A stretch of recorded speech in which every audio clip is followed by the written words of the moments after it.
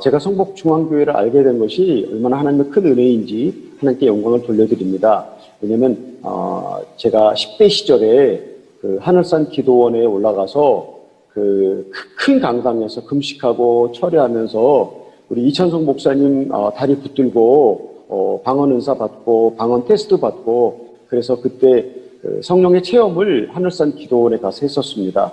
그래서 그때 받은 그 성령의 그 불을 품고 또 하나님께서 저희를 이제 브라질 아마존강 유역으로 보내주셔서 제가 이 브라질 아마존강 유역에 와서 사역을 하고 있는데 성북중앙교회를 알게 되어서 오늘 저녁에 철야 기도 시간에 제가 말씀을 전할 수 있다고 하는 것이 제게 얼마나 큰 은혜인지 또 우리 이찬성 목사님 기억하시면서 또 그때 성북중앙교회 성도님들께서 얼마나 목사님을 존경하고 사랑하고 그 기도원 사역과 또 교회 사역에 헌신하셨을까라고 생각하면서 우리 성북중앙교회 성도님들에게 감사를 드리고 또 성북중앙교회 성도님들과 이찬성 목사님 위원회에서 제가 성령 체험하고 방언 은사 받고 또 이렇게 선교사가 돼서 브라질 아마존에 사역할 수 있다고 하는 것에 대해서 진심으로 감사를 드리면서 하나님께 영광을 돌려드립니다. 이제 제가 말씀을 시작하겠습니다. 사이코패스였던 네로 황제는 로마 시내에 불을 질렀습니다. 그 불을 지른 방화범을 기독교인들이라고 뒤집어 씌워서 로마에 있는 기독교인들에게 처참한 박해가 있었습니다. 당시 로마에 있던 사도 베드로는 박해를 피해 불타는 로마를 등지고 도망치고 있었습니다. 그 베드로가 도망치고 있는 도중에 주님께서 로마를 향해 걸어가고 계신 모습을 보았습니다. 그때 베드로가 주여 어디로 가시나이까? 쿼바디스 도미네라고 질문하였습니다. 그때 주님께서 나는 너가 버리고 가는 로마의 형제들을 위해 죽으러 간다고 말씀하셨습니다. 그 말을 듣고 베드로가 회개하고 로마를 향해 걸어 들어가서 순교하였다고 합니다. 베드로가 주님을 도상에서 만나고 로마를 향해 걸어 들어가서 순교하였듯이 우리도 고난을 향해서 시험을 피해서 도망가지 말고 고난의 장소로 시험의 장소로 기꺼이 들어가자고 초대하고 싶습니다. 구원의 길을 향해 가자라고 말씀드리고 싶습니다. 오늘 우리가 읽은 본문 사도 야고보가 기록한 성경에 보면 사도 야고보가 이렇게 권면을 합니다. 너희가 여러 가지 시험을 만나거든 온전히 기쁘게 여겨라라고 권고를 합니다. 야고보 사도가 살았던 당시 그들에게는 많은 시험이 있었습니다. 그들이 겪었던 시험이란 핍박이고 가난이었습니다. 예수를 믿는다는 한 가지 이유 때문에 가정으로부터 사회로부터 격리되고 가장 가난한 천민 계급으로 전락하여 지하 무덤 속이나 동굴 속으로 목숨을 부지하기 위하여 숨어 들어가야 했습니다. 작년 한 해 동안 전 세계는 총격과 고통으로 한 해를 보냈습니다. 지금도 계속해서 코로나가 주는 고통과 불안, 손해로 인하여서 우리가 얼마나 고생을 많이 하고 있습니다. 저는 6개월 만에 코로나 확진 판정을 2번 받고 죽음의 강언저리를 다녀왔습니다. 지금도 심각한 후유증으로 제가 아주 많이 힘들어하고 있습니다. 뿐만 아니라 지금도 코로나 바이러스로 인해서 많은 사람들이 죽음과 사투를 벌이고 있습니다. 그런가 하면 어떤 분들은 사업이 망하고 직업을 잃었고 또는 외출과 사회활동이 불가능한 가운데 우울증이 심해져서 상당히 많은 고통을 당하는 경우도 있다고 그렇게 알고 있습니다. 우리가 이런 고통을 받을 때 하나님께 듣고 싶은 이야기는 무엇입니까? 두려워 말라, 내가 너와 함께 함이니라. 이런 부드러운 위로와 소망의 또 사랑의 메시지일 것입니다. 그런데 야고보 사도는 시험을 겪는 성도들에게 부드럽고 위로가 되는 말씀을 하지 않습니다. 대신 엉뚱한 이야기를 합니다. 여러 가지 시험을 만나거든 온전히 기뻐하라고 권면합니다. 이게 말이 되는가? 내가 지금 죽어가는데, 경적으로 망하는데, 자녀들이 잘못되는데, 가정이 깨지는데, 불확실한 미래 때문에 정말 무엇도 신뢰할 수 없는 그런 흔들리는 삶을 살고 있는데 소망이라고는 전혀 없는 고통의 늪으로 빠져가는데 기뻐하라니 잘 이해가 되지 않습니다. 우리가 보통 시험을 만날 때 어떻게 시험을 만납니까? 힘겹게 눈물, 콧물 쏟으면서 시험을 지나가지 않습니까? 아니면 또는 베드로처럼 고난을 피해 도망가지 않습니까? 한 1%가 시험을 기쁨으로 받아들이는 것 같습니다. 왜 사도는 시험을 온전히 기뻐하라고 할까요? 그도 같은 시험을 당하며 시험의 실제를 알고 있었기 때문입니다. 시험이 어떻게 우리를 돕는지 그 실상을 알아서 그것의 유익을 말씀하고 있는 것입니다. 자, 사도 야고보가 말하는 시험의 유익을 한번 따라가 보실까요? 왜 그는 시험을 기뻐하라고 할까? 우리말 성경에는 시련은 인내를 만들어준다. 인내를 온전히 이루어라. 인내는 조금도 구비하여 부족함이 없게 만들어준다라고 그렇게 이야기합니다. 그런데 이 우리말 번역이 좀 잘못되었습니다. 영어 성경은 perseverance라고 그렇게 번역을 했고, 그 다음에 제가 읽는 이 포르투갈어 성경은 perseverance라고 번역을 합니다. 이 perseverance 아니면 perseverance라고 하는 이 말을 번역하면 뒤로 물러나지 않고 포기하지 않고 전진하는 백절불굴의 정신, 7번 넘어져도 8번 일어나는 용기, 7전8기의 용기를 말하는 단어입니다. 하나님께서 끝났다고 하기 전에는 내가 끝내지 않는 강인함을 말하고 있습니다. 시험은 7전8기의 용기, 백절불굴의 정신을 우리에게 가져다 줍니다. 그래서 구비하고 온전하게 만들어준다고 말하고 있습니다. 이 정신이 우리를 온전하고 구비하여 부족함 없는 인격으로 만들어준다라고 그렇게 사도 야고보가 이야기를 하고 있습니다. 그러면 이 7전8기의 용기, 백절불굴의 정신을 가지면 어떤 혜택이 있을까? 가끔 우리는 언론이나 매스컴에서 성공한 사람들이 이야기를 듣습니다. 그들이 성공한 스토리를 이야기할 때 모두 다 7.8기 용기를 갖고 있었고 백절불굴의 정신을 갖고 있었던 그런 사람들의 모습, 그들의 이야기 속에서 우리에게 보여줍니다. 그래서 성경에서도 성공하라고 7.8기의 용기, 백절불굴의 정신을 가지라고 또 야고보가 이것을 추천할까? 야고보 사도는 이 정신이 우리를 천국에 데려가기 좋은 인격으로 빚어주신다. 곧 세상의 유혹과 핍박이 아무리 거세도 뒤로 물러가지 않고 결코 포기하지 않고 전진하는 하나님의 전사가 가져야 할 자세라고 우리에게 소개하고 있습니다. 오래전 하나님께서 우리를 아마존으로 부르실 때 우리는 아마존에 가서 죽을 것이다. 살아서 한국에 돌아오지 못할 것이다. 아마존의 고통이 우리 육신과 자아를 죽일 것이다. 그래서 우리는 주님과의 연합에 이를 것이다. 라는 이런 소박한 소망이 있었습니다. 그런 그대처럼 아마존에서 겪은 많은 시련들이 우리 그 소박한 소망을 이루어 주셨습니다.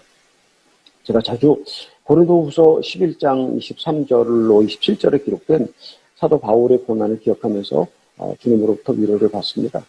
내가 수고를 넘치도록 하고 옥에 갇히기도 더 많이 하고 매도 수없이 맞고 여러 번 죽을 뻔하였으니 유대인들에게 40에 하나 감한매를 5번 맞았으며 3번 태장으로 맞고 1번 돌로 맞고 3번 파선하고 일주야를 깊은 바다에서 지냈으며 여러 번 여행하면서 강의 위험과 강도 위험과 동족의 위험과 이방인의 위험과 시내의 위험과 광야의 위험과 바다의 위험과 거디 형제 중의 위험을 당하고 또 수고하며 애쓰고 여러 번 자지 못하고 줄이며 목마르고 여러 번 굶고 춥고 헐벗었노라.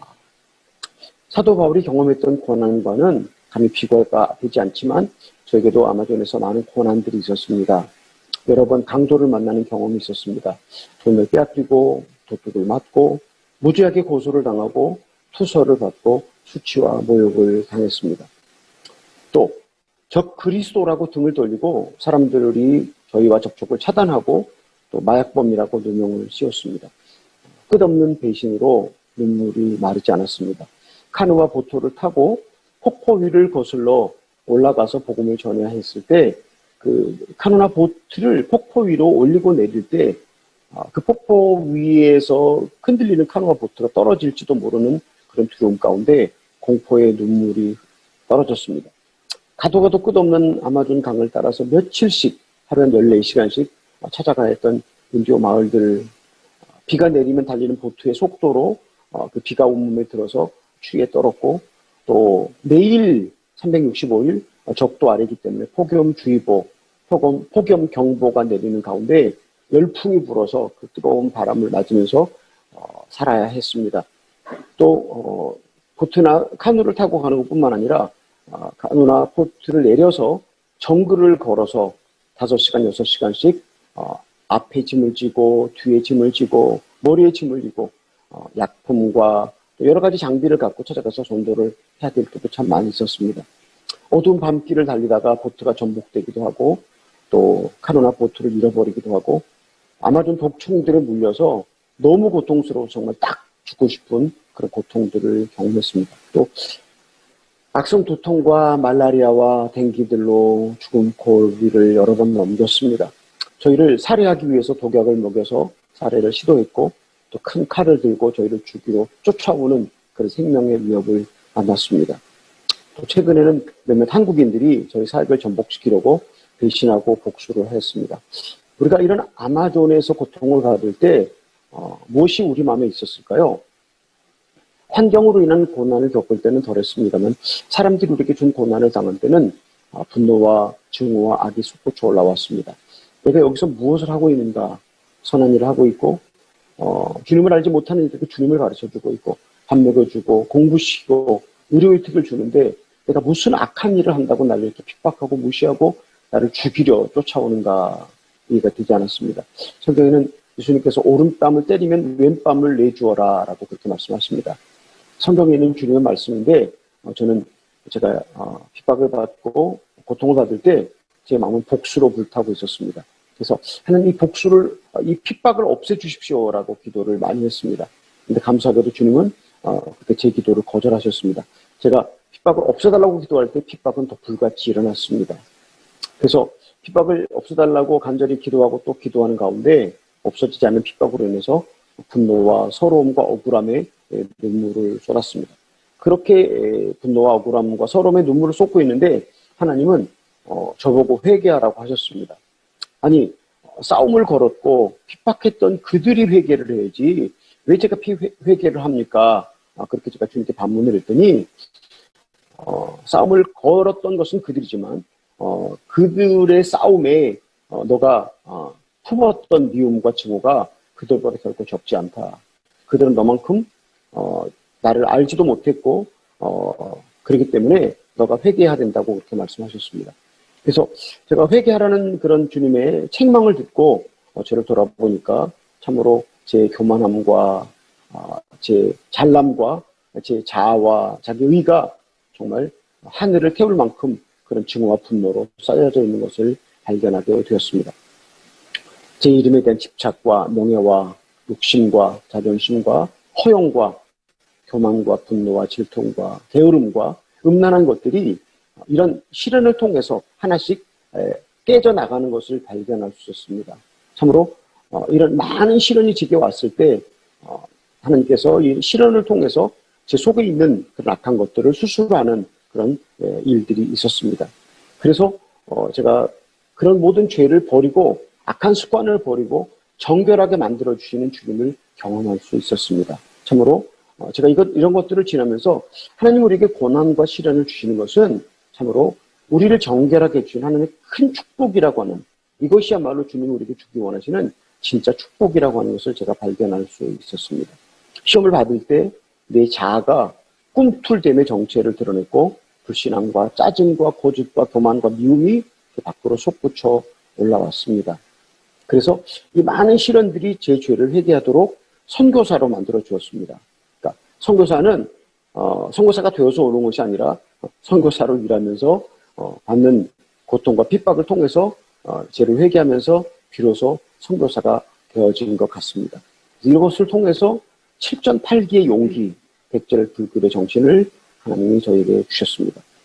올해 초 코로나 바이러스가 시작됐을 때 사람들이 말하기를 당뇨병 환자나 혈압 환자는 코로나 바이러스에 걸리면 치명적이라고 그렇게 들었습니다. 그래서 저는 또 혈압, 당뇨, 갑상선암, 노후내장, 사시, 전립선, 방광염, 여러 가지 질병을 많이 갖고 있어서 제가 병부자이기 때문에 하나님 올해는 제가 말라리아나 댕기, 코로나 바이러스 안 걸리게 해주셨으면 좋겠습니다라고 그런 마음을 제가 갖고 있었거든요.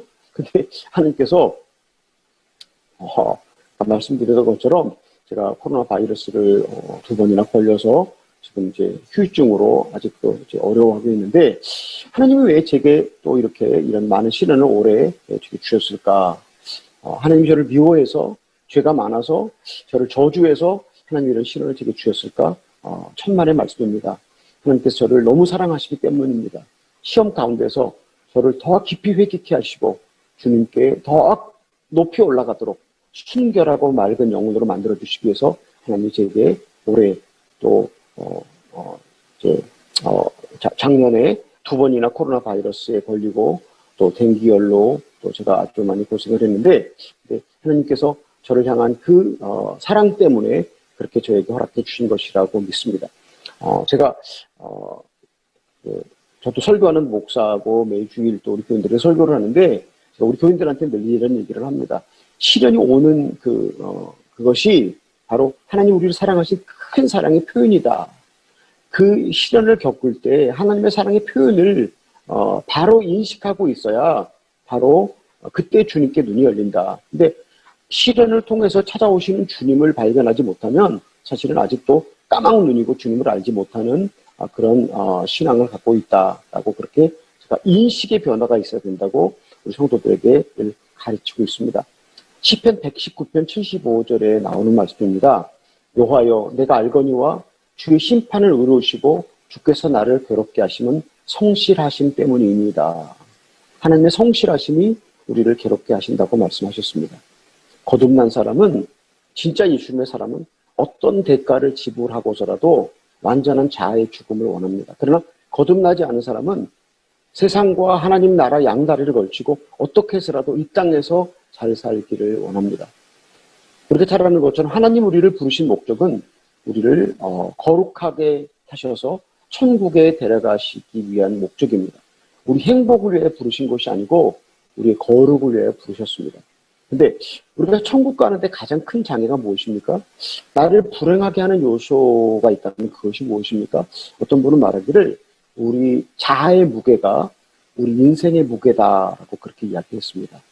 우리를 가장 불행하게 하게 하는 요소, 우리가 천국 가는데 가장 큰 장애가 바로 우리 자아 아니겠습니까? 이 시험들은 나를 변화시켜서 천국에 데려가고자 하는 하나님의 방문입니다. 사도행전 14장 22절에 이런 말씀이 있습니다. 하나님 나라에 들어가려면 많은 환난을 겪어야 할 것이니라. 성경에 나오는 하나님의 모든 사람들이 많은 고난을 받았습니다. 그들은 7전8기의 용기를 갖고 있었습니다. 백절불굴의 정신을 갖고 있었습니다. 그리고 천국에 당당하게 입성하였습니다.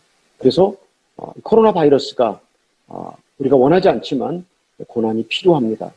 이 고난을 기쁘게 받고 7.8기의 용기, 백절불굴의 정신을 성도님들께서 소유하시기를 예수님의 이름으로 축복합니다.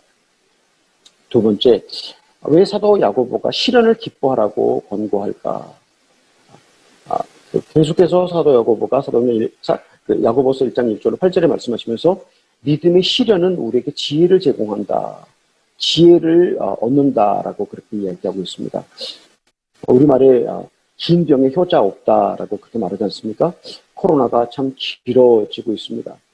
우리는 코로나 바이러스를 지나가면서 정말 지혜가 필요한 것 같습니다.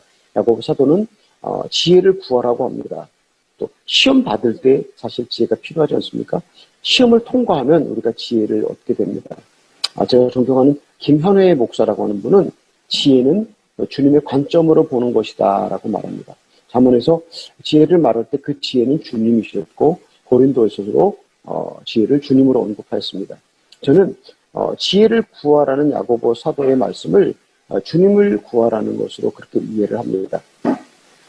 세상에서 주님께서 가장 기뻐하는 기도가 무엇일까? 건강을 회복하는 것, 또는 사업을 회복하는 것, 자녀들이 성공하는 것, 이런 것들은 주님의 선물을 구하는 것입니다. 만일 우리가 이런 것들을 그만 구하고 주님 자신을 먼저 구하면 어떻게 될까? 그러면 우리가 주님 자신을 소유하면 사실은 주님의 선물 모든 것을 소유할 수 있습니다. 그러나 우리가 주님의 선물만을 구하고 주님의 선물만을 소유하면 사실은 주님을 놓치고 아무것도 가질 수가 없습니다. 제가 아까 설교 시작하면서 제가 그 하늘산 기도원파라고 말씀을 드렸는데 정말 그 10대 시절에 그 하늘산 기도원에 올라가서 잣나무 하늘산 기도원 뒤에 잣나무 밭이 있잖아요. 그 소나무를 하나씩 뽑아야 된다고 그런 이천석 목사님의 말씀을 기억하면서 은혜 받기 위해서 또 방언 받기 위해서 소나무 한 그루를 뽑고 금식하고 철회했던 그런 경험을 갖고 이제 그 신앙생활을 하고 또 신학교를 하고 이제 선교사로 왔는데 와서 보니까 그렇게 선교지가 냉랭하고 이렇게 아주 메말라 있는 것을 봤습니다. 그래서 제가 하나님께 이렇게 기도를 했습니다. 하나님, 저희를 데려가시든지 이 땅에 부흥을 주시든지 둘 중에 하나 하십시오. 매일 새벽마다 하나님, 이 땅에 부흥을 주시든지 저를 데려가시든지 둘 중에 하나 하십시오라고 그 부르짖은 기도가 일주일, 한 달, 1년, 제가 계산해 보니까 한 11년 동안 기도를 했더라고요. 근데 정말 그 11년의 기도가 지나고 난 다음에 매일 새벽마다가 정말 그 하늘산 기도원에서 목이 터지라고 기도했던 것처럼 매일 새벽마다 목이 터졌는데 그렇게 기도하는 가운데 정말 하나님께서 하늘을 가리시고 성령이 찾아오셔서 우리 신학교 전체의 회개 운동을 일으켜 주셨습니다. 그래서 제가 저는 통합측 목사이기 때문에 저와 제 집사람의 마음속에 그런 성령의 불을 품고 있었지만 그러나 막 안수해서 막 성령 받으라 막 방언 체험하라라고 하는 그런 얘기를 안 하는 사람들인데 하나님께서 찾아오셔서 우리 학생들이 정글 속에 들어가서 옷을 벗고 너무 더우니까 그 정글 속에서 정말 정글을 흔들면서 하나님께 통회하고 자복하고 그리고 돌아와서 자기들의 죄를 공개적으로 자복하고 그리고 저희 신학교 안에 60명이 있었는데 60명 전체가 며칠 사이에 다 성령 체험을 했습니다. 다 방언을 했습니다. 네.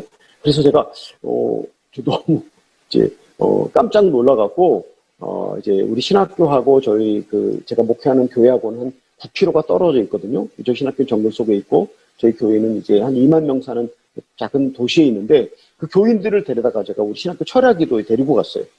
그랬더니 우리 이 교회 교인들은 완전 생짜라고 그러잖아요. 왜 기도도 안 하고 뭐 회개도 안 하고 예수님 잘 모르는 사람 생짜라고 그러잖아요. 이 생짜들을 데리고 신학교 철야 예배에 갔더니 이 사람들이 들어가면서 막 몸을 부들부들 떨고 뒤로 자빠지더라고요. 저는 한 번도 뒤로 자빠진 적이 없고 누구를 쓰러뜨린 적도 없는데 그때 제가 처음 알았습니다. 야, 하나님의 거룩함 앞에서 인간이 떨 수밖에 없고 뒤로 넘어질 수밖에 없구나. 그래서 그들이 우리 생짜 교인들이 신학교 저녁 철야기도에 와서 그날 저녁에 성령 체험을 하고 똑같이 앞에 나가서 공개적으로 죄를 자복하는 일이 있었습니다.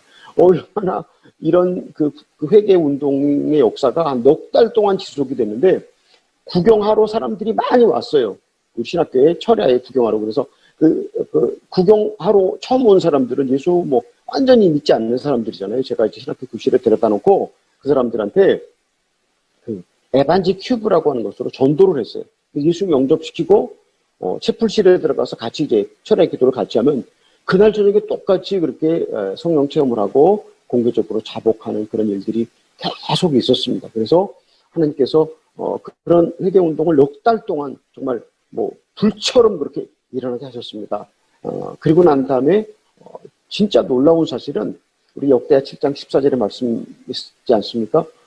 내 이름으로 일컫는 백성이 회개하고 그 죄에서 돌이키면 내가 하늘에서 듣고 그들의 죄를 사하고 그 땅을 고칠지라라고 말씀하셨는데 제가 회개 운동이 일어났던 때가 2009년이었는데 제가 여기 지금 현재 거주하고 있는 이 선교지 성 가브리에우다 까슈에르라고 하는 이 동네에 제가 17년을 살고 있었는데 우리 지역에 망고 나무들이 많이 있습니다. 근데 우리 지역의 망고 나무들은 꽃이 많이 피는데 한 번도 열매를 맺지 않고 꽃이 떨어져 버리고 말더라고요. 근데 주변에 다른 도시에 가면 망고들이 많이 열려서 주렁주렁 달려있는 것을 보고 왜 우리 도시는 망고가 열리지 않냐고 사람들한테 물었더니 땅이 나빠서 그렇다고 그렇게 얘기를 했어요. 그래서 제가 마나우스에서 젖붙인 망고나무를 사다가 주변의 땅을 다 바꾸고 그러니까 새로운 그런 퇴비와 검은 흙을 주고 망고나무를 심었습니다. 그래도 망고가 열리지 않았습니다. 그런데 2009년에 이렇게 회개운동이 일어나고 난 다음에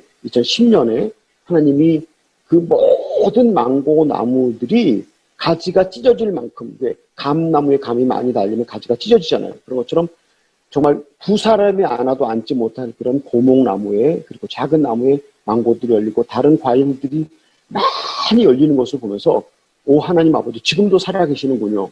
우리 회개를 기다리고 우리 회개를 통해서 우리 가정을 바꾸고 교회를 바꾸고 세상을 바꾸기 원하시는 하나님의 간절한 뜻이 이 제 눈을 통해서 망고나무가 열리고 다른 과일들이 많이 수확하는 것을 하나님께서 보여주셨습니다. 그래서 2010년부터 지금까지 망고가 많이 열려서 저는 이제 그 망고 나무 열매를 따서 망고 과일만 이제 이렇게 냉동실에다가 보관을 해갖고 제가 1년 내내 먹거든요. 이 망고를 먹으면서 이것은 회개의 열매다.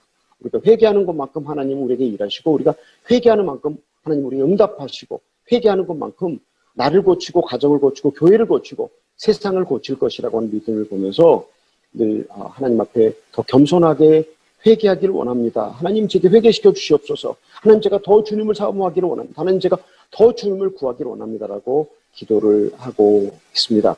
우리 사랑하는 성복중앙교회 성도님 여러분, 우리가 주님의 선물을 구하면 그 선물은 며칠 우리가 기쁘게 하다가 그만 잊어버립니다. 그러나 우리가 주님을 구하면 그 주님은 우리의 인격을 변화시키고 우리 자아를 깨뜨리시고 주님께로 데려갑니다. 우리 그 야고보서가 말씀하고 있습니다.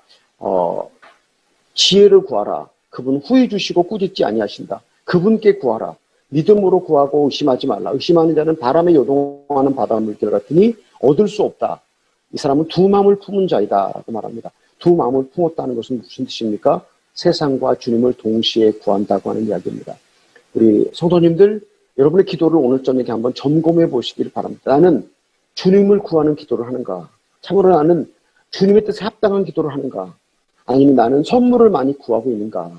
참으로 주님께 합당한 기도, 주님이 기뻐하시는 기도, 주님을 귀하는 기도, 이 땅에 부흥을 주시든지 나를 데려가시든지 이런 기도 한번 평생 해보다가 하나님 나라에 가시면 어떻겠어요?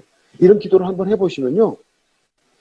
그 부흥이 당장 내 눈앞에서 나타나지는 않지만 그러나 내가 늘 회개하는 것을 꿈꾸기 때문에 하나님을 구하는 마음을 품기 때문에 내 심령에 불이 오고 내 심령에 부흥이 일어나고 그리고 나는 부흥의 사람으로 부흥을 꿈꾸는 사람으로 하나님께 쓰임받게 되는 줄로 믿습니다. 성화는 점진적입니다. 그러나 자아가 완전히 죽음에 넘겨지는 것은 오랜 과정과 시간이 필요합니다. 시험 속에서 우리는 시험을 해결해 달라고 기도할 수도 있습니다. 시험을 잘 통과하는 사람은 자해 죽고 또 죽으면서 자신에 대해 더욱 절망합니다. 더 깊은 절망에서 항복합니다. 매일 주어지는 시험 속에서 자신을 부인하고 십자가를 죽을 때 하나님이 언젠가 우리 인생의 절대절명의 큰 시험을 만날 때 우리는 완전히 변화될 수 있습니다. 이것은 신앙생활 오래 한 사람이 완전히 자아가 죽고 변화되는 것이 아니라 매일 자신의 삶 속에서 자신을 부인하고 십자가를 죽는 사람이 절대절명의 어떤 시험의 기회가 왔을 때 완전히 변화돼서 인생이 변화되는 모습을 볼 수 있는 것 같습니다. 성경에 어느 날 밤에 한 사건으로 주님을 얻은 사람이 있습니다. 지혜를 얻은 사람이 있습니다. 인생 전체가 변한 사람이 있습니다. 그 사람이 바로 야복강가의 야곱이었습니다. 야복강가에서 야곱은 과연 무슨 기도를 했을까? 하나님, 우리 형님이 나를 지금 치러 400명을 데리고 오는데 우리 형님 마음을 변화시켜 주십시오. 우리 형님이 나를 용서하게 주십시오라고 그가 주님의 선물을 구하는 기도를 했었다면, 그리고 야곱이 그날쯤 기도를 통해서 형이 야곱을 용서하고 그날을 지나갔다면, 그렇다면 야곱은 계속해서 그가 가진 그 지혜와 야망과 욕심을 따라서 범죄하는 인생을 평생 살았을 텐데, 야곱은 그날 저녁에 그 야복강가의 씨름을 통해서 완전히 변화되어서 그 야복강가의 체험 이후에는 야곱은 범죄하지 않았습니다. 야곱은 다시 범죄하지 않았다. 이거 생각해 볼 때 그날 저녁에 야곱의 기도는 무슨 기도였을까? 저는 생각하기를 그날 저녁에 야곱의 기도는 하나님, 저는 속이는 자로 인생을 살았습니다. 저는 제 지혜와 깨로 인생을 평생 살았습니다. 이제 제 본성을 제가 끊어버립니다. 하나님, 제 인생 본성을 이제 거부합니다. 하나님, 이제 다시는 제 지혜와 제 꾀로 살지 않고 당신의 뜻대로 살겠습니다라고 그날 저녁에 야곱은 자기 본성을 끊는, 자기 인생 전체를 하나님께 회개하는 기도를 했을 것이다. 우리가 어떻게 하나님과 싸워서 이길 수 있겠습니까? 성경에 보면 하나님과 싸워서 야곱이 이겨서 이스라엘이라는 이름을 받았다라고 말하는데, 사실은 하나님이 우리에게 원하시는 건 우리가 갖고 있는 우리 본성을 끊는 그 회개하는 기도를 하게 될 때 사실은 우리가 하나님 편에서는 우리가 우리 본성을 끊었기 때문에 하나님을 이기는 것이고, 그리고 하나님께서 우리에게 새로운 이름을 주는 것이다 라고 그렇게 제가 이해를 했습니다. 우리 사랑하는 성복 중앙교회 성도님 여러분, 주님의 선물을 구하는 것을 이제 끝내고 주님 자신을 구하시기를 바랍니다. 지혜이신 주님 자신을 구하시기를 바랍니다. 아까 김현애 목사가 지혜에 대해 설명하는 것을 얘기했습니다. 지혜는 주님의 관점으로 보는 것이다. 어떻습니까? 여러분은 모든 것을 여러분의 관점으로 보십니까? 아니면 주님의 관점으로 보십니까? 주님의 관점으로 본다는 것은 세상이 영원하지 않은 것을 발견하고 세상에게 목숨을 걸지 않는 것입니다. 어떤 분이 이런 이야기를 했습니다. 영원한 것을 위하여 유한한 것을 버림은 결코 어리석은 일이 아니다. 무엇이 진정 나를 유익하게 하고 나를 유익하게 하는지 아는 것, 이것은 바로 알사탕과 다이아몬드를 분별하는 것일 것입니다. 사도 바울은 빌립보 3장 7절과 8절에서 이렇게 말씀하시지 않습니까? 그러나 무엇이 내게 유익하던 것을 내가 그리스도를 위하여 다 해로 여길 뿐더러 또한 모든 것을 해로 여김은 내 주 그리스도 예수를 아는 지식이 가장 고상하기 때문이라. 내가 그를 위해 모든 것을 잃어버리고 배설물로 여김은 그리스도를 얻고 그 안에서 발견되려 한다. 그래서 바울은 그에게 유익했던 모든 것을 포기하면서 그리스도를 더 얻고 싶다고 고백하고 있습니다. 그러면 우리가 잘 아는 마태복음 13장 44절로 46절 말씀은 이렇게 말씀합니다. 천국은 마치 밭에 감추인 보화와 같으니 사람이 이를 발견한 후 숨겨두고 기뻐하며 돌아가서 자기 소유를 다 팔아 그 밭을 샀느니라. 또 천국은 마치 좋은 진주를 구하는 장사와 같으니 극히 값진 진주 하나를 발견하며 가서 자기의 소유를 다 팔아 그 진주를 사느니라. 보네포가 이런 이야기를 했습니다.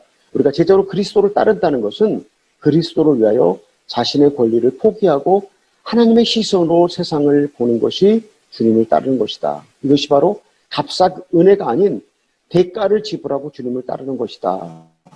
우리 성도님들은 무엇을 팔아서 보화가 숨겨진 그 밭을 사시겠습니까? 여러분들은 무엇을 팔아서 극히 값진 진주를 구입하시겠습니까? 이순 시제들은 나를 따르라는 부르심을 듣고 그물과 배를 버리고 주님을 따라 나섰습니다. 우리도 마찬가지로 주님의 그 부르심을 입었습니다. 주님 그 큰 사랑을 경험했습니다. 십자가의 보혈의 공로로 용서를 받고 하나님의 자녀가 되었습니다. 여러분은 예수님을 따르기 위해서, 제자가 되기 위해서 무엇을 버리셨습니까? 여러분은 예수님을 따르기 위해서 어떤 대가를 지불하셨습니까? 물은 내게 오는 자가 자기 부모와 처자와 형제와 자매와 더욱이 자기 목숨까지 미워하지 않으면 능히 내 제자가 되지 못하고 누구든지 자기 십자가를 지고 나를 따르지 않는 자도 능히 내 제자가 되지 못하리라. 누가복음 14장 26절 27절 말씀입니다. 또 이와 같이 너희 중에 누구든지 자기의 모든 소유를 버리지 않냐면 능히 내 제자가 되지 못하리라라고 누가복음 14장 33절이 말합니다. 어떻습니까? 주님께서 말씀하신 이런 제자가 되지 않고도 그리스도입니까? 제가 너무 율법적이라고 생각하십니까? 우리는 믿음으로 독생자 예수 그리스도를 믿음으로 구원을 받습니다. 그런데 예수님이 나를 위해 죽었다는 그 믿음, 나는 그분을 주님을 믿는다라는 이 지적인 동의만으로도 구원받을 수 있습니까? 진짜 구원받은 사람은 제자로서의 삶이 따르게 되어 있습니다. 제자로서의 삶이 따르지 않는다면 구원받는 증거가 어디 있습니까? 내가 소중하게 여기는 내 소유, 내 권리, 내 자아, 자기사랑, 욕심, 허영, 자존심, 내 죄악, 습관들, 이 모든 것들을 이 코로나 바이러스를 통해서 처분하시기 바랍니다. 이 모든 것들을 팔아버리시기를 바랍니다. 제가 한국에 가면 여러 가지가 되게 좋은데 그중에 두 가지가 특별하게 좋습니다.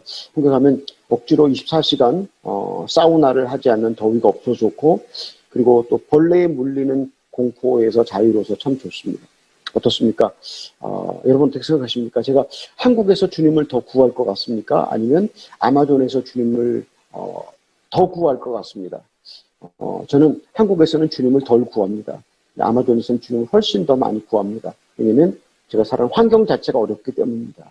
여러분, 지금 코로나 바이러스로 인해서 겪어지는 이 많은 고통들이 참으로 여러분에게 주님을 더 구하는, 주님을 더 찾는, 그래서 믿음의 시련이 많을수록 주님을 더 구하는 그런 여러분이 되시기를 예수님의 이름으로 축복합니다. 사실 누구도 고난을 구하는 사람은 없습니다. 그러나 지금 주님께서 허락하신 이 코로나 바이러스 시련을 감사하게 받으면서 주님을 구하고 지혜를 구하는 이 코로나 바이러스로 인해서 우리가 합력하여 선이 이루어져서 주님을 더 사랑하는 사람, 또 주님을 더 귀히 여기는 사람, 하나님의 사람으로 빚어질 것이라고 믿습니다. 세 번째, 왜 사도 야고보는 시련을 기뻐하라고 말할까?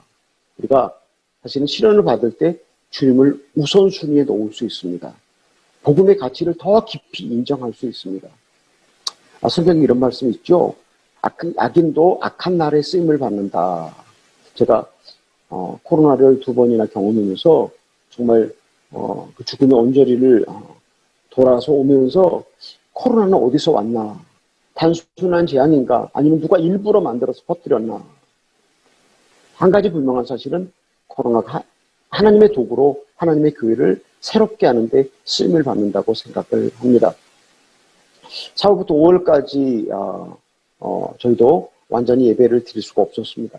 깊은 정글의 인디오 마을에까지 다 코로나 바이러스가 전파돼서 98%가 감염되었습니다. 많은 사람들이 죽었고 지금 다시 브라질이 코로나 바이러스가 2번째 걸리는 사람들이 아주 많아서 다시 또 이렇게 모든 것을 다 이렇게 걸어 잠그는 그런 상황 가운데 있습니다. 저는 지난 해부터 있었던 코로나 바이러스를 지나면서 초대교회 교인들, 그리고 지금도 이북의 지하 교인들이 많이 있다고 하는데 그분들에 대해서 생각을 많이 했습니다. 무엇이 그 초대교회 교인들을 하여금 그 오랜 시간 그들의 목숨을 구원과 바꿈에 견디었을까? 거의 300년 동안, 313년에 종교의 자유가 발표됐는데 그때까지 그 죽음의 위협과 가난 속에서 더 깊어지고 더 순수해지고 빛을 발한 하나님의 사람들로 남게 했을까? 그 고통 중에도 불구하고 소수의 박해받는 사람들로 남아서 복음을 전하고 로마신구 10분의 1을 전도했을까? 그들에겐 무슨 비밀이 있었을까? 초대교회 교인들의 소원은 무엇이었을까? 오늘 우리처럼 부자가 되는 것, 이름을 날리는 사람이 되는 것, 권력을 가지는 것, 건강하게 100세 사는 것, 자녀들이 잘 되는 것, 그런 것이었을까? 아니면 초대교회 교인들의 소원은 무엇이었을까? 초대교회 교인들의 소원은 주님이 우선순위였습니다. 주님의 통치를 받고 주님과 동행하고 죄를 이기고 그리스도로 명예롭게 죽는 것, 죽음으로 살고, 이것이 그들의 소원이었습니다.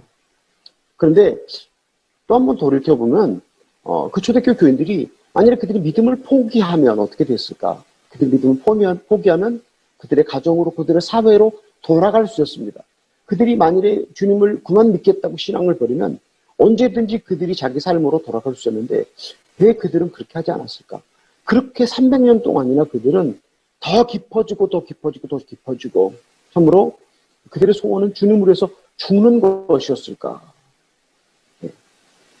성경의 저자들은 사도 바울이나 베드로나 야고보가 한결같이 시련을 당할 때 기뻐하라고 하는 공고를 보는데요.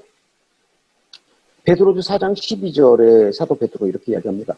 사랑하는 자들아, 너희를 연단하려고 오는 불시험을 이상한 일 당하는 것 같이 이상히 여기지 말고 오히려 너희가 그리스도의 고난에 참여하는 것으로 즐거워하라. 이는 그의 영광을 나타내실 때 너희로 즐거워하고 기뻐하게 하려 합니다. 사도 바울이 로마 감옥에서 편지를 쓴 빌립보서에서는 기뻐하라는 이야기가 많이 나오는데 이렇게 말합니다. 주 안에서 항상 기뻐하라.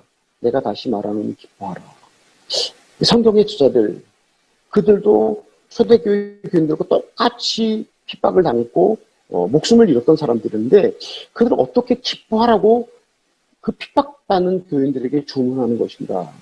그 차디찬 감옥에서 인권이라는 이름이 없을 때 오직 주님으로 인해서 그들은 그런 기쁨을 누렸고 기뻐하라고 도전하였습니다. 제가 히브리서 11장 그 믿음의 영웅들의 이야기를 읽다가 발견한 사실 중에 하나가 있는데 아주 신기합니다. 11장 1절부터 한 35절까지는 성공한 이야기들을 계속합니다. 불을 이기고 칼을 이기고 성공한 사람들의 이야기를 계속하다가 38절에부터서는 35절부터는 성공하지 못한 경우들을 이야기합니다. 38절에는 그 믿음 때문에 광야와 산중과 암열과 토굴에 유리한 사람들을 얘기하면서 이 사람들은 세상이 감당하지 못할 사람들이라고 그렇게 이야기를 합니다. 이 말은 무슨 말인가? 세상이 감당하지 못하는 사람들이라는 것은 무엇인가? 세상이 그들에게 중요하지 않았다는 이야기입니다. 세상이 그들에게 아무 가치가 없었다고 하는 이야기입니다. 우리는 어떤 분의 말처럼 심리학에 물들어서 마케팅에 물들어서 예수 믿으면 기록답되고 잘 살고 만사 형통할 것이라고 오해하고 주님을 믿어드립니다. 저도 오랫동안 그렇게 믿었습니다. 내 소원을 들어주신 하나님, 내가 한 것만큼 복을 주시고 인과응보로 지생명 감천으로 갚아주실 거라고 믿었습니다. 그런데 제 아내가 죽어갈 때 제가 아내를 살려달라고 손이 발이 되도록 발이 손이 되도록 하나님께 기도했습니다. 나를 데려가시고 아내를 살려달라고 기도하고 또 기도했는데 하나님께서 제 기도를 거절하면서 하나님이 제 눈을 뜨게 해주셨습니다. 믿음은 반드시 이 땅에서 안락함과 평안을 누리는 것이 아니다. 우리의 보상은 세상에서 이루어지지 않으며 영원한 하늘나라에서 받게 되는 것이다. 믿음의 사람들에게는 핍박과 환난이 문제가 될 수 없고 세상적인 분기와 영화가 우리 마음을 돌려놓을 수 없다. 이게 무슨 말입니까? 하나님만이 우리의 유일한 소망이라고 하는 것입니다. 하나님만이 우리의 유일한 소망이 될 때 우리는 진정한 그분의 기쁨으로 환경을 초월하여 기뻐할 수 있다고 하는 이야기입니다. 초대교회 교인들이 그렇게 가난과 핍박으로 고통당하며 살면서 그들은 복음의 가치를 깊이 인정했습니다. 그들은 주님을 우선순위에 놓았습니다. 지금 전 세계를 쥐고 흔들려고 하는 악한 원수들의 시도가 곳곳에서 보여주고 있지 않습니까? 인권이라는 이름으로, 자유라는 이름으로, 평등과 복원이라는 이름으로 세계를 하나님 없는 세상으로 만들려고 합니다. 교회를 통제하고 교회 나가면 피해를 보는 지금 교회가 범죄 집단으로 취급을 받는 것 같습니다. 이때 얼마나 많은 교인들이 추풍낙엽처럼 교회를 떠나갈까. 그 조사에 의하면 비대면 예배를 선호하는 교인이 30%라고 그렇게 이야기하는 걸 들었습니다. 아마 얼마나 많은 교인들이 앞으로 더 비대면 예배를 선호하고 교회를 떠나갈까라고 하는 것을 볼 때 참으로 마음이 무너지는 것 같습니다. 초대교회는 애초부터 목숨을 담보로 구원을 목숨과 바꾸는 사람들이었으니까 문제가 없었는데 오늘 우리는 예수 믿는 것이 도움이 되기 때문에 교회 나오고 신앙생활을 하는데 바로 교회 나오면 구원받고 세상에도 잘 살 것이라는 단순한 생각을 갖고 있는데 지금 이제 이렇게 교회가 핍박받는 소수의 무리로 그리고 교회가 범죄 집단처럼 취급받는 이때에 과연 우리 교회가 어떻게 존재할 것인가. 이북에서는 이북의 지하교회가 세례를 주기 전에 세례 문답을 할 때 한 가지를 딱 질문한다고 합니다. 주님을 위하여 죽을 수 있습니까? 주님을 위하여 죽을 수 있습니까? 손양원 목사님의 어록에서 보았습니다. 기독교는 잘 살기 위한 종교가 아니라 잘 죽기 위한 종교다. 우리 성북중앙교회 성도님 여러분, 이 코로나 바이러스가 우리를 괴롭히고 힘들게 하는 이때에 또 앞으로 더 어려워질 상황 속에서 주님을 위하여 죽을 수 있습니까? 주님을 위해서 기꺼이 죽을 수 있는 죽기를 사모하는 그런 성도님들이 되시기를 예수님의 이름으로 축복합니다. 초대교회 교인들은 예수가 그들에게 전부였습니다. 예수가 그 인생의 전부였습니다. 주님이 첫 번째 우선순위였습니다. 그래서 다른 어떤 것도 끼어들지 않았습니다. 출세와 성공과 명예와 부와 권력을 그들은 추구하지 않았습니다. 그들은 주님만을 추구했고 그들이 고통당하면서 예수님의 가치를, 복음의 가치를 깊게 인정했습니다. 우리 성북중앙교회 성도님들에게 가장 소중한 것은 무엇입니까? 그 가장 소중한 것이 주님이십니까? 가장 소중한 것이 주님이라면 두려워하지 않아도 됩니다. 시련을 기뻐할 수 있습니다. 우리가 만날 고통과 핍박을 기뻐할 수 있습니다. 어쩌면 초대교회 교인들의 가장 큰 두려움은 주님을 버리고 떠나는 것을 가장 두려워했을 것입니다. 오늘 우리에게 있는 가장 큰 두려움은 무엇인가? 건강을 잃는 것인가? 재산을 잃는 것인가? 아니면 자녀들이 잘못되는 것인가? 우리에게 가장 큰 두려움은 무엇인가? 아니면 교인들이 다 참으로 추풍을 아가펴 떨어져 가는 것인가? 오늘 하나님 우리를 향해서 질문하십니다. 우리의 우선순위가 무엇인가? 우리의 가장 큰 두려움이 무엇인가? 다시 한번 우리 신앙을 점검할 수 있는 우리 성북중앙교회 성도님 되시기를 주님의 이름으로 축복합니다. 코로나 바이러스를 통해서 금에서 불순물을 제거하듯이 우리를 연단하여 우리를 천국으로 데려가는 하나님의 손길을 보실 수 있으시기를 바랍니다. 이 시련을 기뻐하면서 주님과 더 가까이 교제하고 고난을 기뻐하면서 회개의 기회로 삼고 포도원을 허는 여우를 잡는 그런 회개하는 기회가, 그래서 주님과의 친밀함을 방해하는 게으름과 욕심과 사치와 허영과 음란과 이 모든 것들을 다 해결하는 때가 되시기를 예수님의 이름으로 축복합니다. 보네퍼가 나를 따르라고 부르면 나와 함께 죽으러 가자라고 하는 것이라고 그렇게 얘기했습니다. 십자가의 복음으로 돌아가자. 코로나 바이러스를 통해서 우리 모두가 다 십자가의 복음으로 돌아가기를 저는 간절히 아마존에서 기도하고 있습니다. 저는 아마존에서 살고 있습니다. 늙고 병들은 호레비입니다. 또 제가 하루 세 끼를 스스로 해결해야 합니다. 세상에서 가장 큰 부자가 빌 게이트라고 말하죠. 그의 부와 명예와 권력은 얼마나 위대한가. 그는 이 땅에서 부와 명예와 권력을 갖고 있습니다. 그러나 그는 이 땅에 모두 놓고 떠날 것입니다. 제가 저와 그를 비교해 봅니다. 빌 게이트와 저를 비교해 볼 때 하나님은 많은 시련을 통해서 제게 7.8개의 용기를 주셨습니다. 백절불굴의 정신을 제게 주셨습니다. 주님만이 제 인생의 목적이고 동기고 소망이고 가치고 의미입니다. 저는 주님밖에 없습니다라고 고백합니다. 저는 이 고백을 갖고 천국문에 이를 것입니다. 이것이 제가 주님께 아마존에서 받은 은혜입니다. 우리 성북중앙교회 성도님 여러분, 2021년 고통 속에서 우리가 한 해를 시작합니다. 베드로가 로마를 등지고 도망가다가 주님을 만나서 다시 로마로 고난으로 걸어 들어가서 순교하고 승리하였습니다. 2021년 야고보 사도의 교훈을 따라서 시련을 기뻐하시면서 7.8개 용기, 백절불굴의 정신, 구비할 조금도 부족함이 없는 천국에 들어가기 가장 좋은 인격을 소유하시기를 바랍니다. 이 어려운 때에 주님을 소유하시기를 바랍니다. 지혜를 소유하시기 바랍니다. 또 이 어려운 때에, 코로나 바이러스가 이 어려운 때에 주님만이 내 인생의 모든 것이고 주님만이 내 인생의 우선순위라고 고백하시는 여러분이 되시길 예수님의 이름으로 축복합니다. 2021년이 고통 속에 시작됐지만 그러나 2021년을 마치게 될 때 참으로 2021년은 가장 축복된 해였다고 고백하는 여러분이 되시기를 예수님의 이름으로 축복합니다. 기도하시겠습니다. 하나님 아버지 감사하고 주님을 찬양합니다.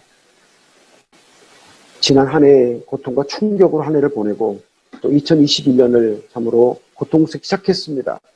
성경의 저자들이, 초대교회 교인들이 고통 속에서 그들이 그 오랜 세월을 견뎠지만 그러나 그들은 더 순수해졌고 더 강해졌고 7.8개 용기와 백절불굴의 정신을 갖고 그들은 하나님 나라에 입성하였습니다. 오 하나님 아버지, 성북중앙교회 성도님들을 축복하여 주시옵소서. 이 한 해 우리가 겪어가는 이 모든 시련과 고난들을 통해서 하나님 은혜를 충만하게 받게 해 주시옵소서. 우리가 이 땅의 것을 구하지 않고 주님만을 구하고 주님의 부흥을 구하는 가운데 하나님께서 우리를 통해서 일하시고 역사하시고 하나님 우리의 기도를 통해서 이 땅을 바꾸는 역사를 주시옵소서. 예수님의 이름으로 기도하옵나이다. 아멘.